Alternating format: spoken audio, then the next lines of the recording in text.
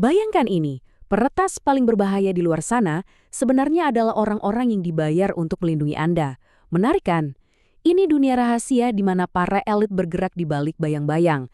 Tapi mereka bukan mau mencuri data Anda, mereka justru menyelamatkannya. Hari ini di pembahasan kita bakal ngebongkar rahasia dari The Red Team Hackers Handbook. Kita akan menyelami sendi keamanan ofensif dan ngelihat langsung gimana organisasi kelas dunia sengaja meretas diri mereka sendiri demi bertahan dari ancaman nyata. Jadi coba tanya ke diri sendiri, apakah benteng digital yang Anda punya sekarang ini beneran aman atau cuma ilusi aja? Kadang kita ngerasa tenang cuma karena udah pakai password super ribet atau firewall paling baru. Tapi kenyataannya penjahat cyber di dunia nyata itu nggak pernah main sesuai aturan teman-teman. Mereka ngincar celah yang bahkan nggak pernah Anda pikirkan.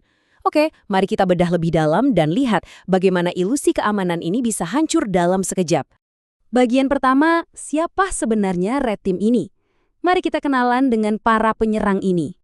Nah, buat ngebangun pertahanan yang absolut, kita harus paham cara main penyerangnya. Disinilah konsep perampokan digital ala Red Team masuk. Red Team ini bukan sekedar orang pakai hoodie duduk di ruang gelap ngetik kode acak secepat kilat ya, sama sekali bukan. Ini adalah simulasi serangan siber dunia nyata yang sangat-sangat strategis dan metodis. Tujuan mereka bukan cuma nyari satu error kecil di sistem Anda. Mereka mengevaluasi seluruh postur keamanan organisasi langsung dari kacamata musuh yang super cerdas. Mereka memetakan kelemahan strategi, kelemahan teknologi, dan kelemahan operasional Anda, semuanya di waktu yang bersamaan. Sekarang yang bikin menarik adalah bedanya mereka dengan uji penetrasi biasa. Penetration testing atau pentest itu ibaratnya ngecek apakah ada kunci yang rusak di satu pintu tertentu. Fokus banget dan terbatas di satu aplikasi atau jaringan. Tapi kalau red teaming, mereka ngetes seluruh ekosistem Anda secara holistik. Mereka bakal nguji seberapa waspada karyawan Anda pakai rekayasa sosial, ngakalin kunci fisik di pintu kantor Anda, sampai nyusup ke jaringan internal tanpa ketahuan. Semuanya mereka coba. Mereka nggak peduli sama batasan ruang lingkup. Yang mereka pedulikan cuma satu, gimana caranya penyerang sungguhan bisa menghancurkan bisnis Anda dari berbagai sudut yang nggak terduga. Dan asal tahu saja, titik buta inilah yang paling mematikan. Masuk ke bagian 2, anatomi retas digital. Gimana sih sebenarnya cara berpikir seorang peretas? Lalu, gimana perampokan digital skala besar ini dieksekusi di lapangan? Gini, untuk ngalahin peretas, kita wajib berpikir layaknya peretas. Ada 4 langkah metodis yang pasti mereka lewati. Pertama, pengintaian. Mereka ngawasin target dari jauh, tanpa suara. Kedua, enumerasi. Ini tahap nyari detail spesifik, kayak DNS server, struktur jaringan, atau jadwal pergantian satpam. Ketiga, eksploitasi. Nah, ini momen krusialnya saat mereka mendobrak masuk lewat celah yang tadi ditemuin. Dan yang terakhir, pasca eksploitasi, apa yang mereka lakuin setelah ada di dalam? Gimana cara mereka ambil alih kendali penuh? Dan yang paling penting, gimana mereka bisa kabur bagai hantu tanpa ninggalin jejak? Mari kita zoom in sedikit ke fase pengintaian ini. Penyerang elit itu jarang banget langsung dobrak pintu depan. Terlalu beresiko, terlalu berisik. Gantinya, mereka kumpulin intelijen secara pasif dari balik bayang-bayang. Mereka pakai teknik OSINT atau intelijen sumber terbuka. Bayangin mereka stalking media sosial karyawan Anda cuma buat nyari tahu siapa yang pegang hak akses admin. Mereka juga pakai alat mengerikan kayak Shodan. Pernah dengar? Ini semacam mesin pencari, tapi khusus buat perangkat rentan yang nyambung ke internet. Dari kamera CCTV sampai server database yang salah setting, mereka bisa petakan semua kelemahan Anda tanpa sekalipun nyentuh jaringan Anda secara langsung. Ini benar-benar pengawasan presisi tinggi. Begitu ada celah kecil yang ketemu, boom! Masuklah kita ke fase penembusan. Retakan sekecil apapun bakal dimanfaatkan habis-habisan. Bisa jadi lewat software yang lupa diupdate atau lewat social engineering. Mereka manipulasi empati atau kelengahan staf Anda buat ngasih akses secara sukarela. Nah, begitu satu kaki udah berhasil masuk, mereka mainkan taktik yang namanya privilege escalation atau eskalasi hak istimewa. Ibaratnya gini, ada tamu hotel biasa, tiba-tiba dia nemu cara buat nyuri master key punya manajer hotel. Dari yang tadinya cuma bisa masuk satu kamar, tiba-tiba dia punya kendali absolut atas seluruh gedung dan semua isinya. Ngeri kan?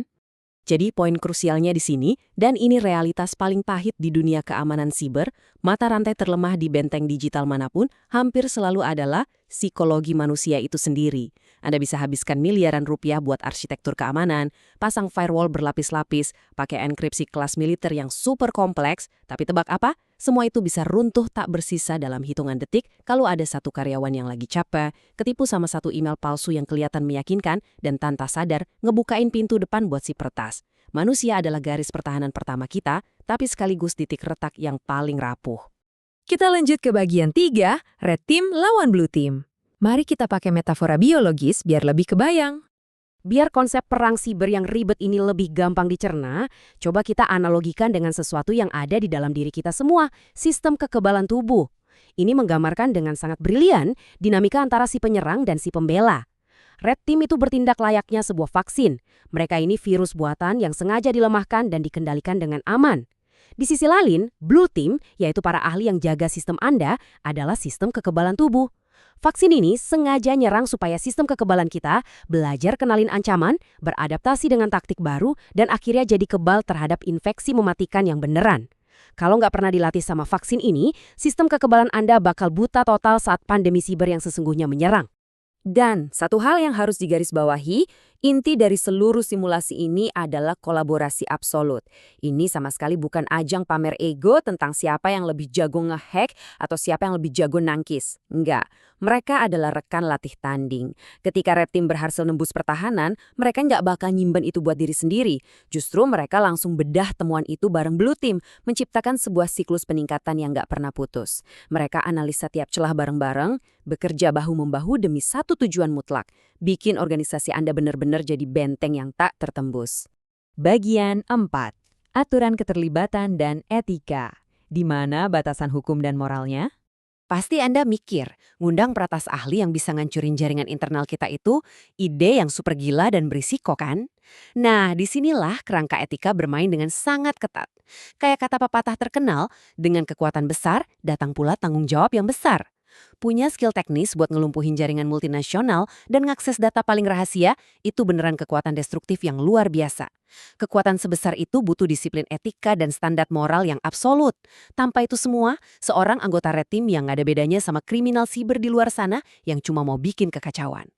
Itu sebabnya setiap operasi Red Team selalu berdiri di atas pondasi etika yang super kokoh dan gak bisa ditawar-tawar.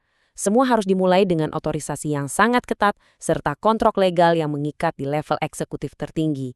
Mereka wajib patuh pada hukum, melindungi privasi setiap data yang mungkin gak sengaja terekspos selama operasi, dan ujungnya mereka harus ngasih laporan yang sangat objektif dan terperinci. Ingat, perampokan terencana ini cuma punya satu motif murni, ngasih intelijen ancaman yang bisa ditindaklanjuti biar perusahaan bisa nutup celah kritis sebelum musuh yang sebenarnya akan mengeksploitasi. Bagian kelima. Mengamankan masa depan. Kita akan lihat evolusi ancaman cyber yang makin gila. Mari kita bergeser sedikit dan lihat bagaimana tantangan ini terus membesar. Di saat kita baru mulai paham cara main serangan cyber hari ini, ancaman yang jauh lebih masif udah nunggu di depan mata. Medan pertempuran digital ini berevolusi dengan kecepatan eksponensial. Kita nggak cuma ngomongin ngamanin server biasa atau ngeblokir email phishing. Vektor ancaman modern sekarang udah merambah ke artificial intelligence atau kecerdasan buatan yang bisa belajar pola pertahanan kita dan bikin serangan otomatis secara masif. Belum lagi Internet of Things, perangkat pintar di sekitar kita yang ngebuka jutaan pintu masuk baru yang rentan. Tambah lagi kerumitan di sistem cloud dan blockchain. Intinya, kerjaan Red Team sekarang jadi jauh lebih kompleks karena arena pertempurannya udah melebar tanpa batas. Pada akhirnya, dari semua alat, simulasi, dan teknologi canggih ini, ada satu kebenaran mutlak yang harus diterima semua pihak. Keamanan itu bukanlah sebuah garis finish. Anda nggak bisa cuma beli software mahal, pasang di server, lalu duduk manis sambil bilang, oke, kita aman selamanya. Nggak bisa gitu. Keamanan adalah sebuah pola pikir, sebuah adaptasi yang harus selalu proaktif.